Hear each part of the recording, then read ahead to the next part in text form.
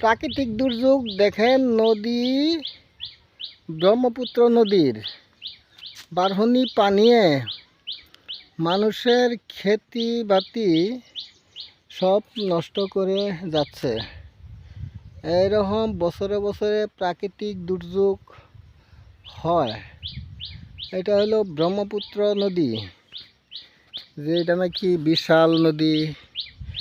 বাংলাদেশের থেকে লইয়া একদম গুয়াহাটি, মিয়ানমার এগুলি রাজ্য লইয়া, দেশ লইয়া এই নদী বিরাজ করছে। নদীর কিনারে যত মানুষ আছে, সকল মানুষে বছরে বছরে মহা বিপদে পড়ে। বিপদ মানে নদীর কিনারেই শস্যপাতি উৎপাদন বেশি হয়। তবে যখন শস্যপাতি ফলন দরে অবস্থা, এমন সময়েই পানি বাড়ে। নদীর বাইরে বহুত ক্ষতিগ্রস্ত করে যায় রাজ্যের। এই প্রাকৃতিক দুর্যোগ সমস্যার সমাধান করবার লেগে সরকারে বহুত প্রচেষ্টা হাতে লইছে।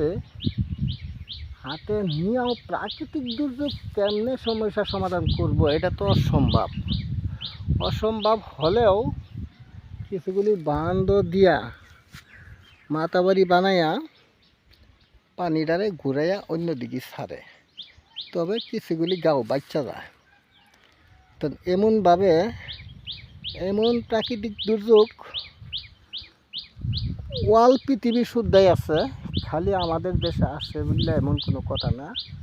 ওয়াল পৃথিবী শুদ্ধাই আছে। তবে আমি সরকারে কইব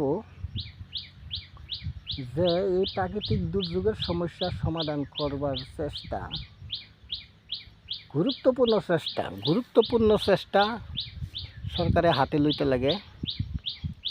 যেমন গড়াখনির সমস্যা রোধ করুন লাগে। এটা গড়াখনির সমস্যা সরকারের চেষ্টা করলে পারে রোধ করতে।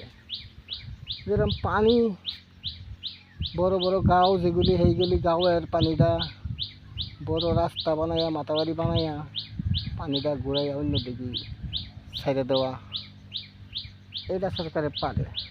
সরকারে কি করতে না পারে, সব করতে পারে যদি চেষ্টা করে। তা আমি সরকারের কাছে অনুরোধ করবো এটাই, এই প্রাকৃতিক দুর্যোগ সমস্যার সমাধান করবার চেষ্টা সরকারে অতি শীঘ্রে লোক রাইজের এই দুর্দশার থেকে বাঁচায় রাখুক, আমি সরকারের অনুরোধ করব। ধন্যবাদ। তবে আমার কথাটা সবই বুঝতে পারছেন বললে আমি আশা করি। ধন্যবাদ।